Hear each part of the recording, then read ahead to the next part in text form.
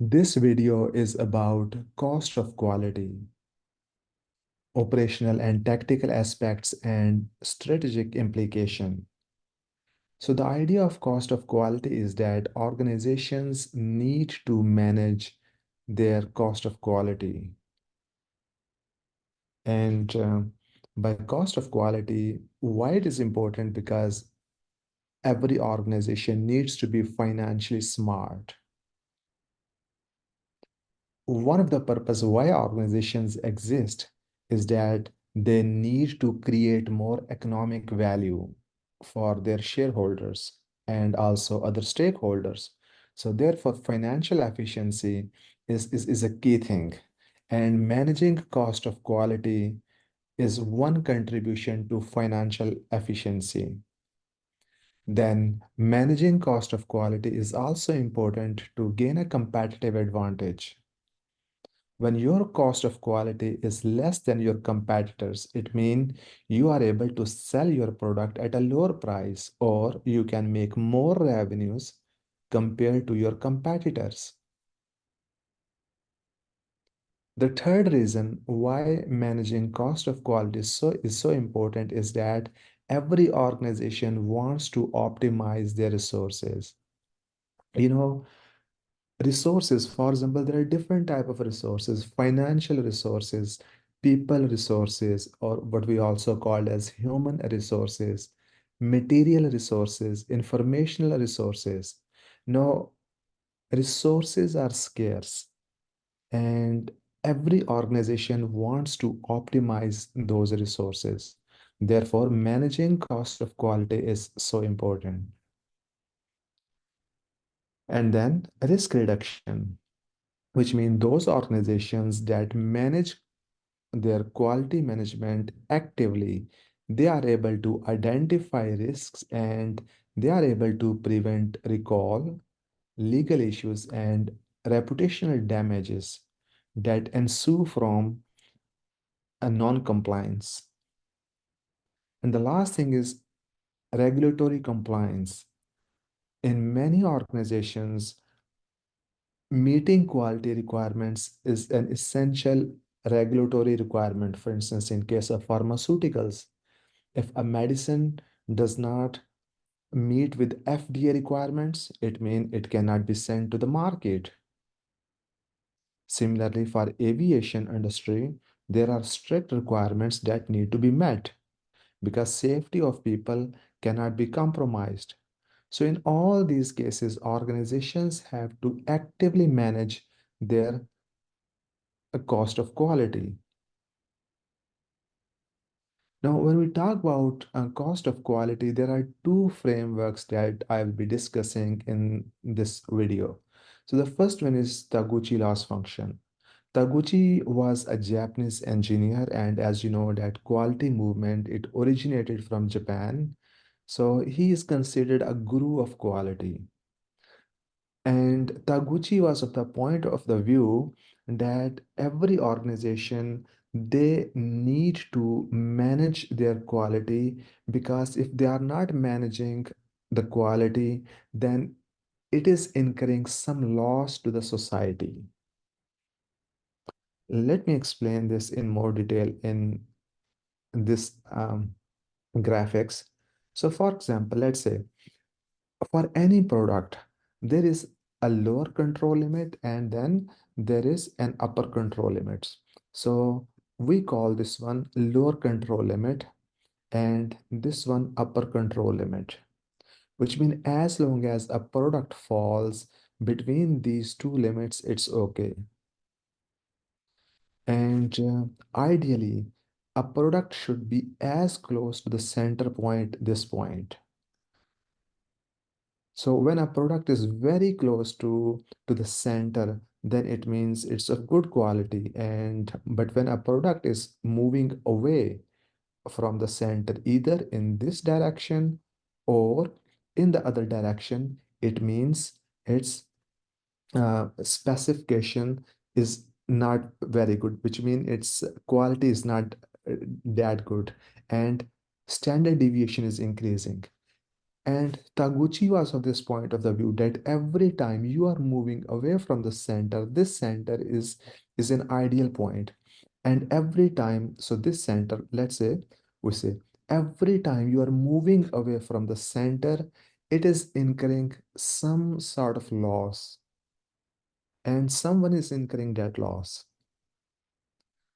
And therefore, the best quality products are those that are here at the center.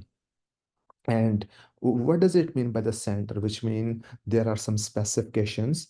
Every product has some specification.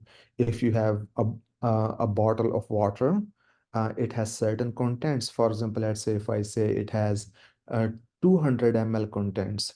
So that 200 ml is its specification. So this will be 200, and maybe I can say 190 is here and 210 ml milliliter is here. So all products, they have some sort of specification, and the best product are those that are here at the center. Now, let me give you an example, an analogy of a bottle of milk. Just imagine when you buy milk from a market, fresh milk, you know that fresh milk has an expiry of usually 2 weeks, which means you can use it for about 14 days, and after 14 days its quality starts to deteriorate.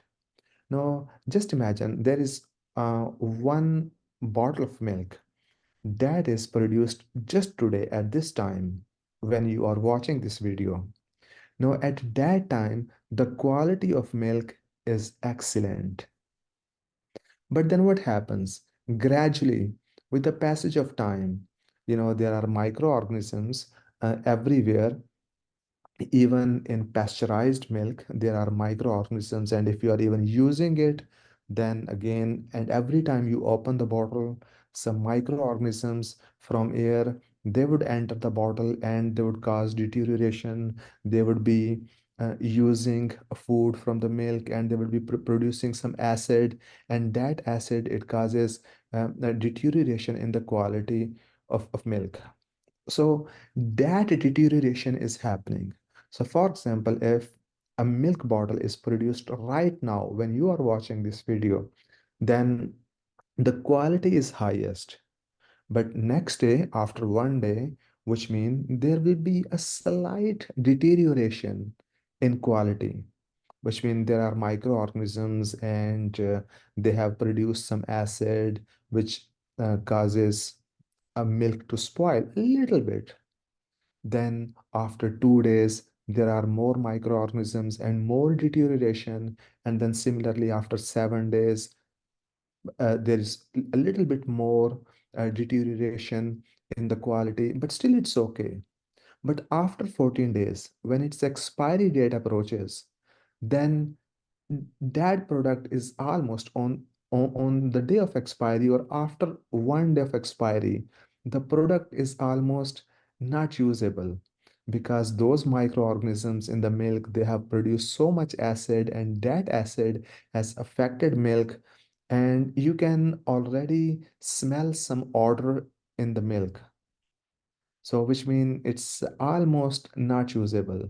But after 4 or 5 days of expiry, it is absolutely useless. You can't use it. So you can see here that there has been a gradual deterioration that was happening. So as you were moving away from date of manufacturing, the quality became worse and worse. Now, although that's not a good analogy, but I just want to explain, I want to use that analogy to tell that how the same thing happens here. That at one particular point, the product quality is ideal. But as you are moving away, which means either in this direction or in that direction, then quality becomes poor. And as long as when a product, if a product is here at this point, it is defective. Similarly, if a product is here, that's also defective. Now, for example, again, as I was giving you an example that there is a bottle of water, And let's say its label says it has 200 ml contents, which means exactly at this point in the center, we can say it's 200 ml. Now, just imagine if there's a bottle, it's having 190 ml, which means, okay, maybe it's still acceptable. And this is 210. So, which means plus minus 10 on both sides. Now, if there's a bottle that's having 190 ml, then what happens? It means customer is getting less quantity than they paid for. So customer had paid for 200 ml, but they are getting only 190 ml. So which means customer is experiencing some sort of loss, which is not a good situation. Similarly, for instance, if the bottle is having 210 ml, now although the customer is paying for only 200 ml, but customer is receiving 210 ml, although customer would be happy that they are receiving more than what they paid for, but someone else is paying for that extra 10 ml. And that could be this organization. This organization is paying 10 ml free of cost. So someone is incurring that loss. So that is exactly the point of the Gucci loss function, which means every time you move away from this center or from this nominal value, you are incurring some loss. Someone is paying for that. Let me go through this one. The loss is imparted to society by the product from the time the product is designed to the time it is shipped to the customer and even beyond that. Overall, it's about any economic, material, environmental, or sustainability related losses caused by a product from cradle to grave. So, when we are talking about this loss, the loss, it does not mean that it's always economic. It could also be a loss in terms of environmental loss, sustainability related loss. So, for instance, just imagine in this case, the requirement is only 200 ml, which means someone is going to use only 200 ml and the rest 10 ml extra, they are not going to use it. So, which means that's an environmental loss. Now, in this thing, let me erase this. So as you can see here, that according to Taguchi, what happens? So here we have these limits. This is our lower control limit, and this is our upper control limit. And according to Taguchi, so when, for example, let's say, let me mark this point because it's moving. So I will do it very quickly. So here, and it when that green point touches this one, then it is at this point. So which mean when your product is more towards the center, then this loss is minimum. And when it is more scattered, which mean here at this point, when you see this red area, it represents undesirable, which mean these are the products which are not very good. And so as you can see, when this red area is maximum, then the loss is also maximum. And when there is more green area, the loss is less. So essentially, it means when as right now this green area is more, which means there are more products that are at the center and therefore loss is minimum. Loss, economic loss, environmental loss, or any type of loss, that's minimum. But when this is this red area is more, which means there is some area here and also some area here, then it means this loss is maximum. So, in the nutshell, the message of Taguchi is that organizations need to manage their cost of quality. And and I would say this is the epitome of quality management, which means that in many organizations, in the United States, it's perfectly okay that if a product falls as a product would be considered fine as long as it falls between these two limits. So anything, any product that falls here in this area, that's fine. That's the American approach. But Japanese approach is that as you move away from the center, you are incurring some sort of loss, which means you need to stay close to the center. And i- if you don't do that, there will be some losses that you will be incurring, and someone is going to pay those losses. It could be customer, it could be your organization, it could be shareholders, it could be loss to the environment, it could be a sustainability related loss. So some loss would be inevitable as you move away from the center. Okay, then the next one is a prevention cost. And in prevention cost, so then the next one is, so that was our Taguchi loss function that we just discussed. And then there is another framework to understand cost of quality. The next framework is categorizes cost of quality into three types. One is prevention, and other is appraisal, and the third one is failure.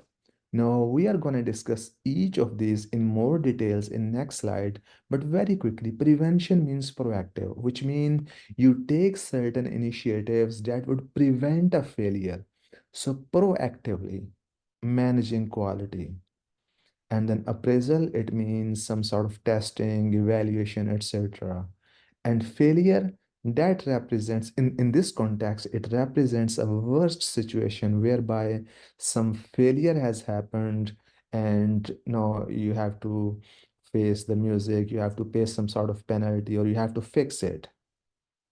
Okay, let's go through and discuss all these three things: prevention cost, appraisal, and failure cost.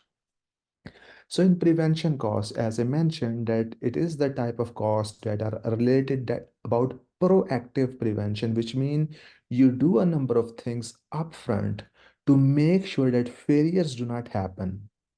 So some examples or some activities in this category include the cost of setting up, planning, and maintaining a documented quality system. So why do you do planning? You do planning because you want to make sure that things go as you want and you do not want any surprises.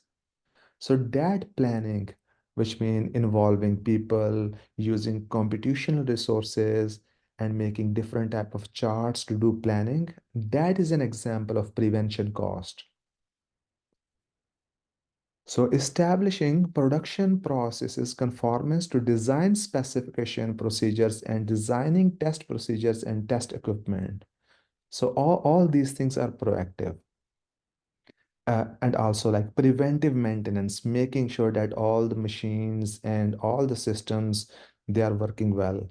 And supplier quality assurance. So testing your suppliers upfront, making sure they have good systems so that no problem happens afterward, and then their assessment, and then training. Now, why do organizations conduct training? Organizations conduct training because they do not want any failure. So you conduct training because you want to avoid non-conformances or problems later on. So therefore, these are the examples of prevention cost, which mean the cost of initiatives that you do upfront so that later on there are no problems. They are called as prevention cost.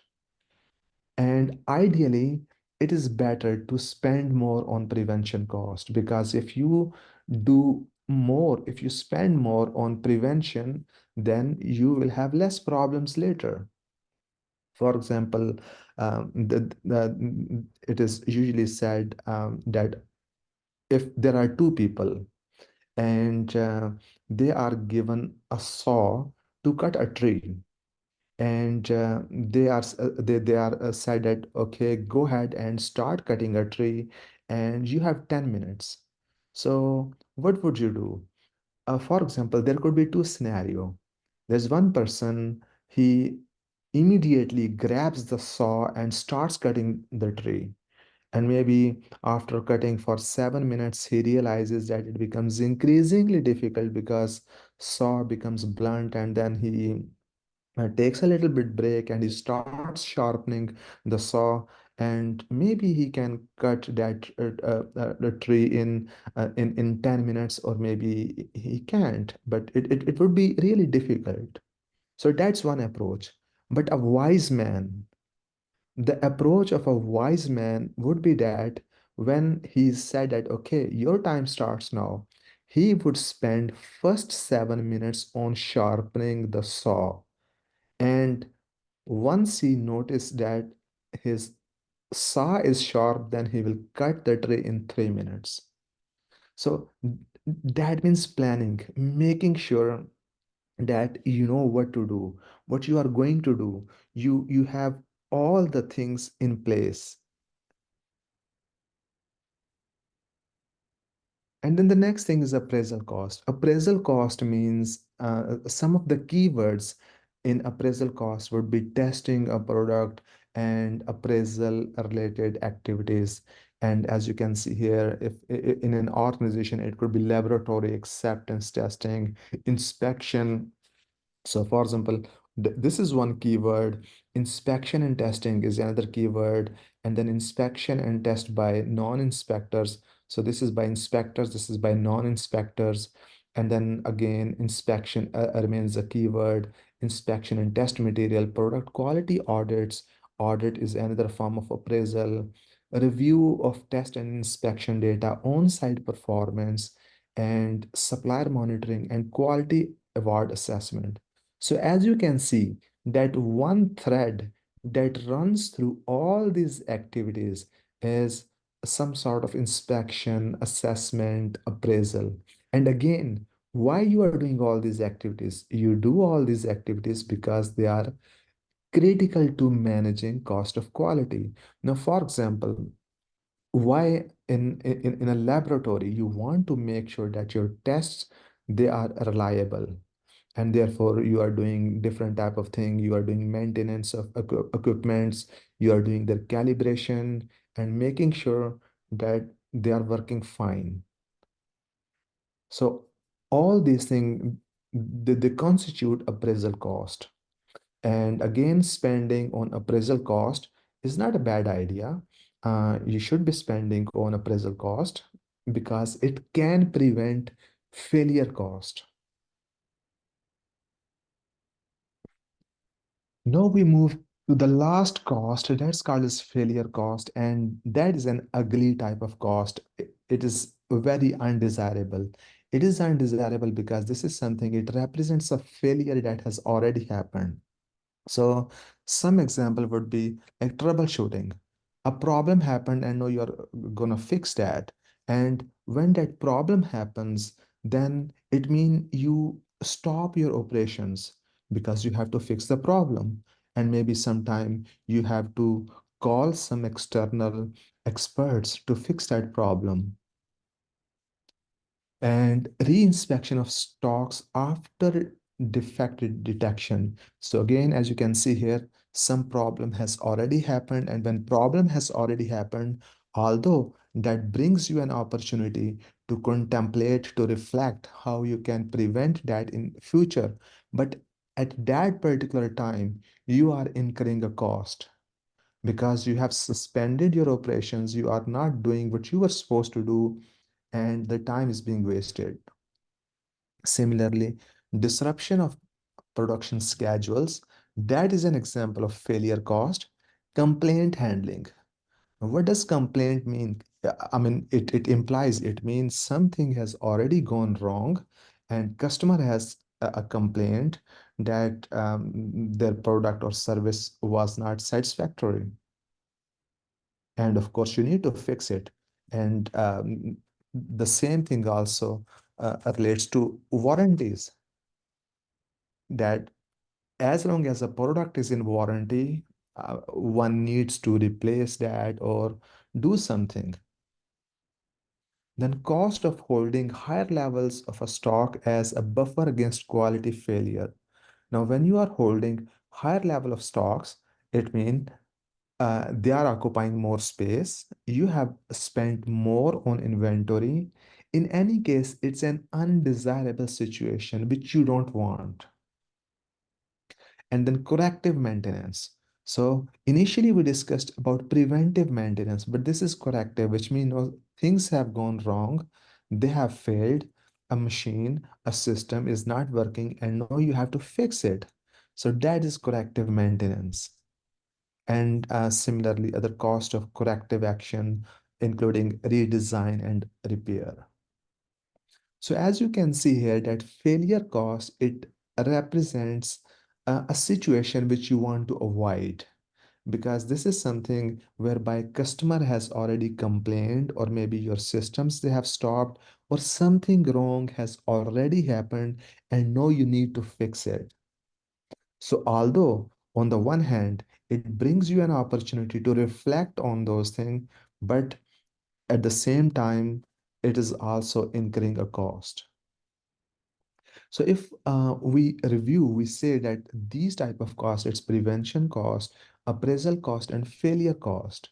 Now I want you to pause this video for just 1 minute and think about, if you are a quality manager in one organization and you want to allocate budget to these activities, which mean related to prevention, appraisal, and failure, where would you like to spend most of your money? Would you like to spend most of your money on prevention cost, on appraisal cost, or on failure cost? Failure cost would mean that fixing things, which mean you allocate a budget that if a problem happens, you will be fixing it. Where do you want to spend most of your money out of these three categories? Now, of course, it's very intuitive that spending more on prevention cost, it should be desirable, because if you spend more on prevention cost, then it means you would have less failure cost. And similarly, if you spend more on appraisal cost, it would also mean you will have less failure cost. And conversely, if you spend less on prevention cost and on appraisal cost, then failure cost would be high, which of course you don't want. Now let's say here is an example. A manufacturing company has gathered the following quality related cost data. You are hired as a consultant to evaluate these costs and to make recommendations to management. Compute the ratios of prevention and appraisal cost to failure cost. Now, for instance, here is the data, as you can see. And if you are a consultant and you have to give a suggestion to organization, the first thing you will do is that you will sort out these products. So, for example, you can say, okay, these are failure cost. You sort them out. And then these are the activities that belong to appraisal. You also sort them out, and then these are prevention related costs, and then you add them up to make this total. Now, once you have done this, so for instance, as you can see here, that this is one type of cost, that's failure cost, which is something about $2.2 million. And then this is appraisal cost, which is $195,000. And then there is prevention cost, which is almost 1,905, $724. And then this is grand total. Now, if you are a consultant and you want to suggest some improvement, you will figure out, okay, how do these costs they add up or they relate? And you may wish to calculate some ratio. So for example, clearly you can see here the failure cost is a big chunk. It's a big factor. That's $2.2 million, compared to this one that's only 195,000, and also this one that's again about 195,000. But this one is a big chunk. So what does it suggest you? Please pause this video for 1 minute and try to make sense of this cost. What do they indicate? Okay, so another part of your strategy may be to calculate ratios. So for example, you can say, okay, I want to calculate this ratio of appraisal to failure cost. So which means this is my appraisal cost and this is my failure cost. And I want to take the ratio, which means 195,000 and divided by this 2.2 million. What is the ratio? So you will calculate this ratio and it will give you something. And then prevention to failure cost. So this is prevention a cost that's again almost 195,724 divided by this 2.2 million. Again, you will get some ratio. And then you will calculate the ratio of prevention and appraisal cost. And finally, you will calculate the proportion of these to the total cost. So here is our total cost, grand cost, that's almost 2.59 or $2.6 million. So which means this ratio of prevention to failure cost is 0.0755 and the ratio of appraisal to total failure cost is 0.075 and the ratio of failure cost is 0.849. Now again, please pause this video for just 1 minute and try to make sense of these things. What do these figures suggest? Well, these figures suggest that this company, it has a very high proportion of failure cost. It's 0.849. I mean, compared to this one prevention, it's only 0.075. This one is also 0.0753. But the proportion of failure cost is significantly high, which means they are not managing their quality well and they need to improve these processes.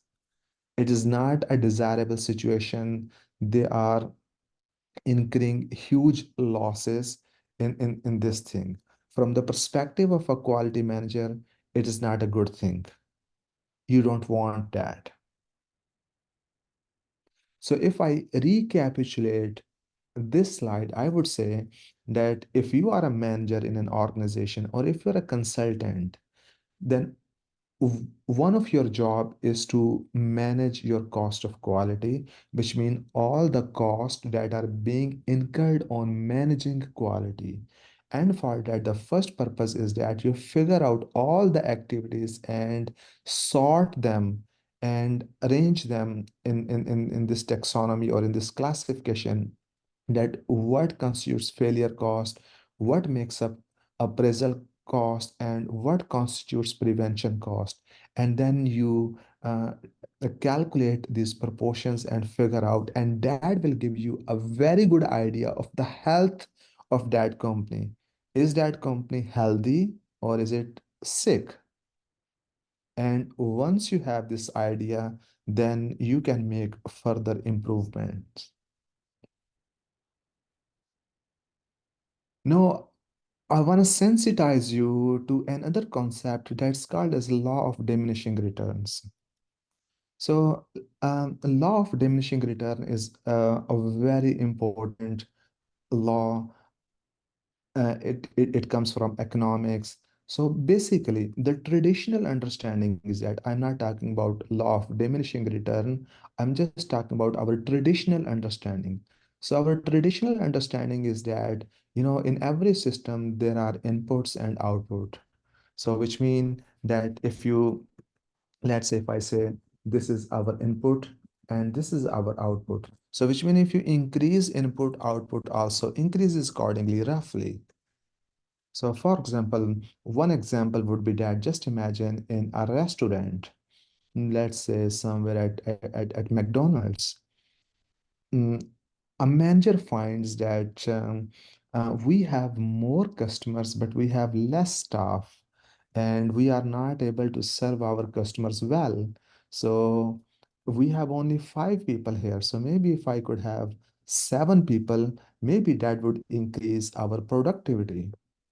So then what managers does is that they go from 5 to 7, and of course they are expecting and that with this one their productivity would improve, or at least they would be able to serve their customers well.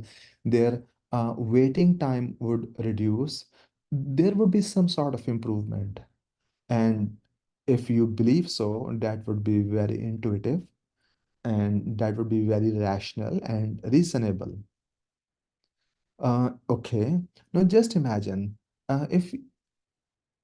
if after 7 you further add three more people, or let's say you add two more people, which means you rather you first increase from 5 to 7, and now from 7 you further increase to 9 or 10. Now what's going to happen? Maybe again, traditional understanding, it suggests that it would improve your productivity. You would be able to make more burgers and serve your customers well. Your waiting time would reduce. So this is something that comes to your mind first. But the fact is that it may not be the case. When there are more people who are working there, then it may not increase accordingly, because there is a limit. So what would actually happen when you have more people working there? They, I mean, initially that they were only five, and then you increase to seven, and then when you increase from seven to nine, they are running into each other. They are blocking each other. So it's no more productive. Your productivity is not improving anymore. So which means a time would come when if you further increase your input, your output won't be increasing, and maybe this curve, it starts becoming flat. So rather than, you were expecting that maybe it might go this way, but it's not going this way, rather it's going this way. So this is called as law of diminishing return, that these improvement, they happen only up to one point, but if you further keep increasing input, then uh, there are no more increase or change in output. And another very quick example is, just imagine you have a fish, and you have an aquarium, and then or maybe a bowl, and then you are feeding your fish daily.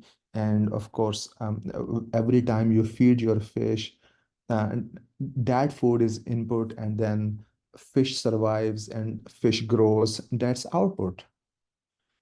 But just imagine if you start adding more food, more than what is acceptable, then what would happen? I mean, of course, we cannot expect that it would be beneficial. But if you add more food to fish aquarium, then of course, fish would die, because water would become turbid, it would become more dense, it won't be holding more oxygen, and fish would die. So the thing is that the point is that every time increasing this input, it does not mean that your output or productivity would also be increasing accordingly. It just happens up to one point, and after that, it may go like this way. One last example before I move to this law of diminishing returns. So basically, this law of diminishing returns says that there is a point at which investment in quality improvement will become uneconomical. So the last example that I want to discuss here is that, just imagine if if someone wants to reduce their weight, if they want to lose their weight. So losing initially first few pounds is easier. You can do it easy. I mean, it does not require much effort. Just a little bit changes in eating habits, or maybe uh, hitting the gym, that would work. But after shedding a few pounds, further improvements become increasingly difficult. So after a first few pounds, which means you will have to now work harder. You need a more systematic approach, a more rigorous approach, if you want to further shed more pounds.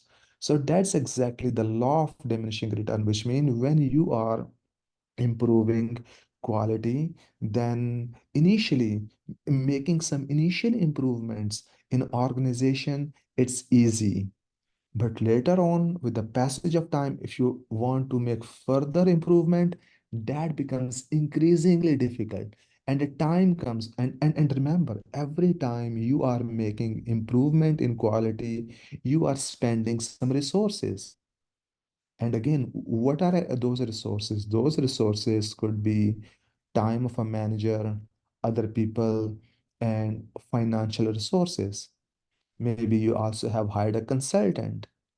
So initially, it is easy to make some improvement, but with the passage of time, that becomes increasingly difficult. So this is called as law of diminishing return.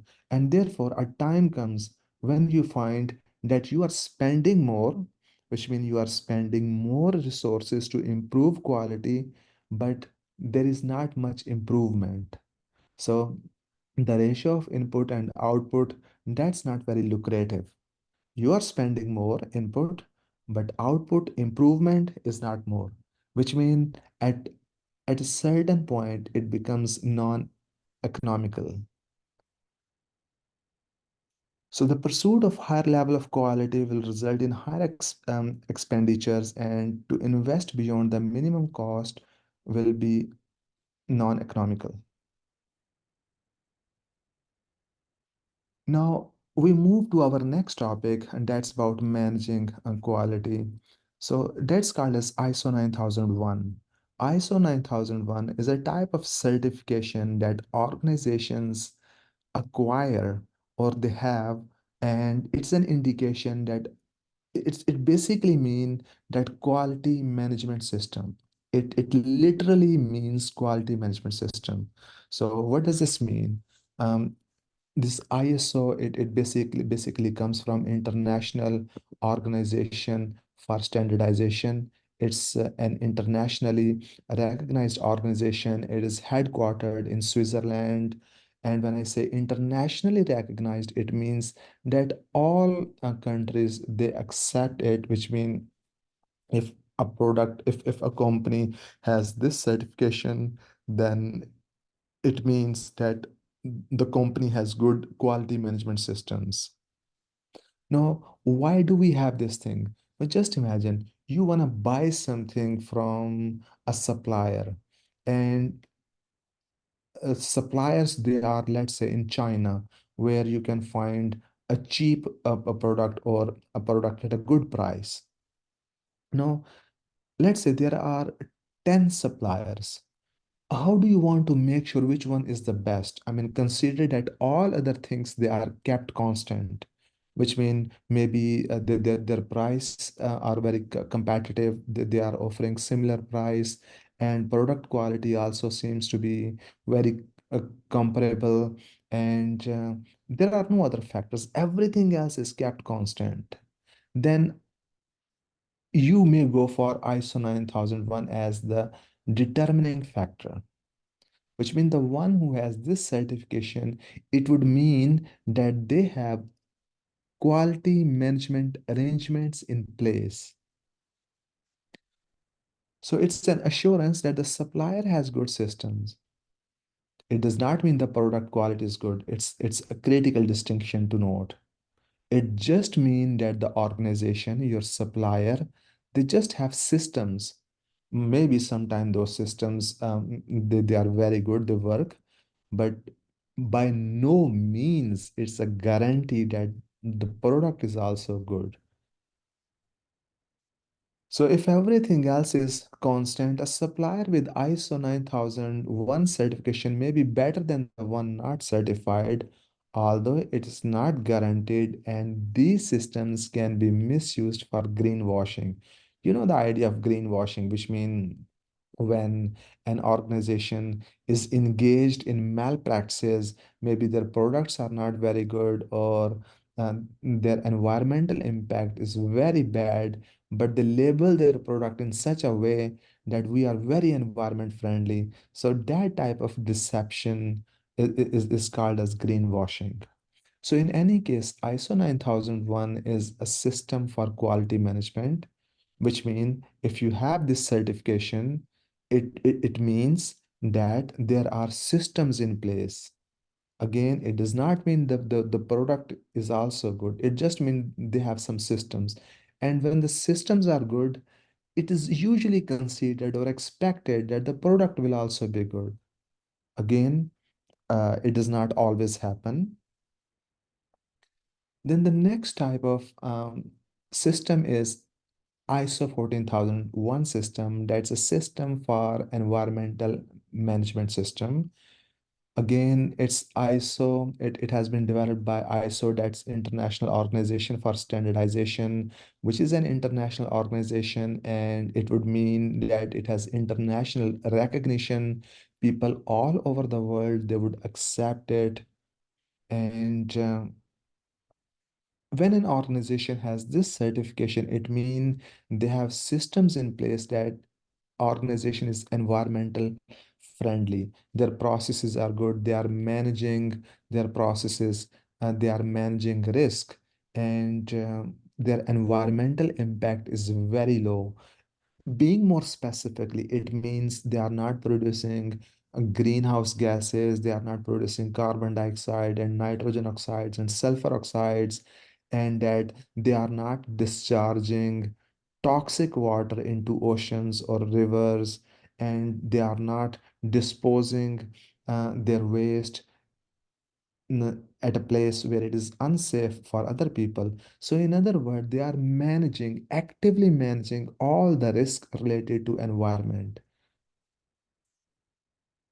And again, as I mentioned, that although if a company, when they have when they are ISO 14000 certified, it means that they have systems in place. But again, it is not a guarantee that they are also actually doing it. These systems, they can be misused. But the point is that, again, if there are two companies, you want to buy some material from two suppliers. And let's say if everything else is constant, their price is constant, product specification is constant, delivery related things are constant, everything else remains constant, then a supplier who has ISO 14000 may be more preferable. And this is the last one, which means Malcolm Baldrige National Quality Award. That's an American award. Um, every year, American president gives this award to some companies who achieve excellence in different sectors. So this is also called as Excellence Award. And it's an American award, and as you can see, this is the structure, which means they have the evaluators or the assessment team. They would evaluate a company in terms of leadership, strategy, their customer, and their workforce operations and results and measurement and analysis. Now, the I will discuss each of these elements in more detail. So first, let's talk about leadership and then strategy and then customer. So by leadership, it means that the evaluation team would assess how management is dealing with organization, how they are driving this organization, and how they make strategy, how they are engaging different type of stakeholders. And then strategy mean that how organization establishes and plans to implement strategic direction, which mean engaging stakeholders, engaging communities, and developing a strategy. And then customers, how the organization builds and maintains strong and lasting relationship with customers. And then we have this measurement analysis and knowledge management, which mean what type of measures organization deploys to make sure that they are actively doing measurement. So because this measurement is important, because as it is said that anything that gets measured, it gets done. If you cannot measure something, how would you improve it? No, you cannot. So the first step to improving quality, or the first step towards excellence, is measuring it. So therefore, this measurement, analysis, and knowledge management is one key element of this Malcolm Baldrige National Quality Award, which means that you measure your processes and manage your performance.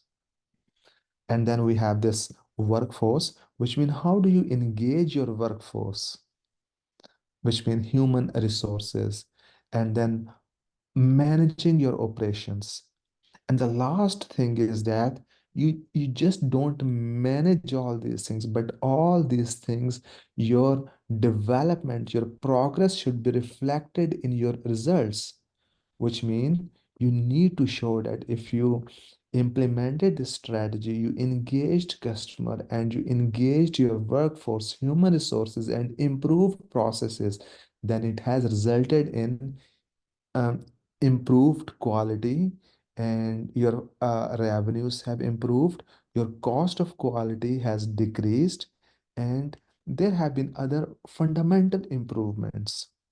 So this is called as Malcolm Baldrige National Quality Award. And I would say the most important thing over here is that it is not mandatory. I mean, of course, if you want to get this award from an American president, then you have to apply, and it's a very long process. You have to carry out systematic improvements in processes, not just cosmetic changes, but deep improvements. And it's a long process. It may take many, many years. But just imagine if you are an entrepreneur, or you're a supply manager, and you want to improve your processes, then this is the roadmap, which means these are the things that you need to do.